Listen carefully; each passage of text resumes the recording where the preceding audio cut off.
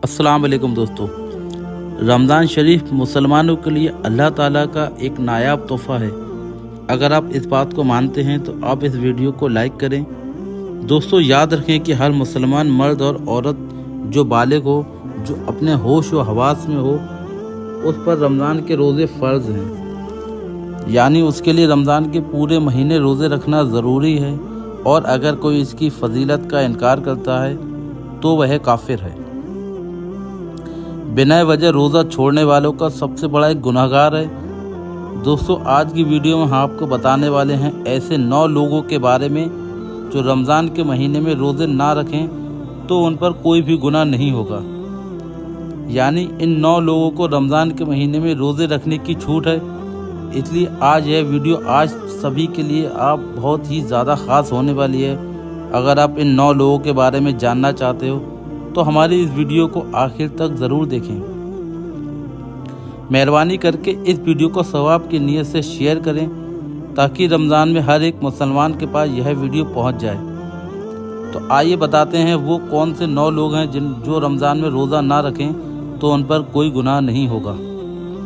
तो सबसे पहले 9 नंबर का बताते हैं। 9 नंबर, नाबालिग बच्चा। प्यारे दोस्तों, जैसा कि आप सभी को मालूम है, रोज़ा हर उस इंसान पर फ़र्ज़ है जो बालिग हो, अपने होश व हवास में हो। इसका मतलब यह है रोज़ा नाबालिग पर फ़र्ज़ नहीं है। अगर कोई नाबालिग बच्चा रोज़ा ना रखे तो उसको कोई गुनाह नहीं होगा, यानी इसको रोज़ा रखने की छूट है। लेकिन कोई बच्चा अपने 10 साल की उम्र को पहुंच जाए तो उसमें रोज़ा रखने की ताकत आ जाए तो उसके चाहिए कि वह रोज़ा रखना शुरू कर दे। नंबर 8, जिसकी जान जाने का ख़तरा हो। दोस्तों, कोई शख्स किसी के पास अपने हाथ में तलवार लेकर आ जाए और कहने लगे कि अगर तुमने रोज़ा रखा तो मैं तुम्हारी गर्दन उड़ा दूंगा या फिर मैं तुम्हें जान से मार दूंगा। इस तरह से अगर किसी पर जान की ख़तरा आ जाए तो ऐसी सूरत में इंसान रोज़ा छोड़ सकता है। यानी कि जब ऐसी सूरत पैदा हो जाए कि उसके रोज़ा रखना जायज़ है, लेकिन इस वजह से उसके रोज़े छूट रहे हों, जब उसकी जान का ख़तरा हो, तो उसको चाहिए कि वह छोड़े हुए रोज़ों को बाद में यानी कि उनको कज़ा कर ले। नंबर 7, सफ़र का होना। प्यारे दोस्तों, मुसाफिर कहते हैं कि उस शख्स को सफ़र में होता है। ऐसा शख्स भी अगर सफ़र की हालत में है तो वह रोज़ा ना रखे, उसको कोई गुनाह नहीं होगा। यानी मुसाफिर के लिए भी रोज़ा रखने की छूट है। मगर अब यहाँ एक बात आती है कि मुसाफिर कैसा होना चाहिए। तो मैं आपको बता दूं कि जो सफ़र 42 किलोमीटर से दूर का हो और कम से कम 15 दिनों की नियत करके घर से निकला हो, तो ऐसे मुसाफिर के लिए रोज़ा रखने की छूट है। लेकिन जब उसका सफ़र पूरा हो जाए तो उसके लिए रोज़ा रखना ज़रूरी है। और दोस्तों, एक बात यहाँ पर और याद रखें, अगर कोई शख्स सफ़र की हालत में है और वह यह कह दे कि मैं तो रोज़ा रखूँगा, मेरा सफ़र तो आराम का है, तो याद रखें ऐसा शख्स भी सफ़र की हालत में रोज़ा रख सकता है और उसका रोज़ा हो जाएगा। बेहतर भी यही है कि अगर सफ़र आराम का है तो रोज़ा रख लेना चाहिए, लेकिन अगर ना रखे तो कोई गुनाह नहीं होगा। नंबर 6, पागल या दीवाना आदमी। दोस्तों, 6 नंबर का आदमी वह है जो पागल हो गया हो, यानी जिसका दिमाग ख़राब हो गया हो और अपने आपे से बाहर हो गया हो, बहकी बातें करता हो, अचानक बेहोश हो जाता हो। तो ऐसे इंसान के लिए भी रमज़ान के महीने में रोज़े रखने की छूट है। यानी कि अगर ऐसा पागल आदमी रोज़े ना रखे तो उसको कोई गुनाह नहीं होगा। मगर ऐसे इंसान को भी चाहिए कि अगर बाद में उसका दिमाग जब ठीक हो जाए तो वह जब तंदुरुस्त हो जाए तो छोड़े हुए रोज़ों को अपने ताज़ा कर ले और रोज़ों को रखे। नंबर 5, प्यारे दोस्तों, जिन्हें पास के बारे में हो तो आप सब लोग जानते ही होंगे कि हर महीने की मखलूस के दिन आते हैं और नहीं फास कहते हैं। बच्चा जनने के बाद जो खून निकलता है उसको पास कहते हैं। तो ऐसी औरतों के लिए भी रमज़ान के महीने में रोज़ा रखने की छूट है। यानी कि इन औरतों का भी रोज़ा रखना जायज़ नहीं है। और यहाँ पर एक बात और याद रखें, इससे पहले जो लोग आपको बताए गए हैं अगर वे रोज़ा रख लेते हैं तो उनका रोज़ा हो जाएगा। मगर यह है कि जो नहीं है कि पास वाली औरतें ऐसी हैं जो इस हालत में कभी भी रोज़ा नहीं रख सकती, यानी कि इनका रोज़ा रखना जायज़ ही नहीं है। अगर ये हालत में रोज़ा रख भी लेती हैं तो इनको सख्त गुनाह होगा। लेकिन हाँ, जब तक ऐसी औरतें पाक व साफ़ हो जाएं तो उनको चाहिए कि बाद में इन छोड़े हुए रोज़ों को रख लें। नंबर 4, प्यारे दोस्तों, 4 नंबर वो शख्स है जो बुढ़ापे की वजह से अपनी उम्र के आखिरी पड़ाव में पहुंच गया हो, यानी कि उसकी उम्र के बुढ़ापे में पहुंच गया हो। अगर कोई शख्स इतना ज़्यादा बूढ़ा हो गया हो कि अपने बुढ़ापे की वजह से उठ नहीं सकता, बैठ नहीं सकता, और अगर कोई शख्स अपने बुढ़ापे की वजह से इतना ज़्यादा कमज़ोर हो गया हो कि उसमें रोज़ा रखने की बिल्कुल ताकत ही ना बची हो, तो ऐसा शख्स भी रमज़ान के महीने में रोज़ा रखेगा तो उसको कोई गुनाह नहीं होगा। यानी ऐसे बूढ़े शख्स के लिए भी रोज़ा छोड़ देना जायज़ है। मगर याद रखें, ऐसे बूढ़े शख्स के लिए भी एक मसला आता है कि उसको चाहिए वह अपना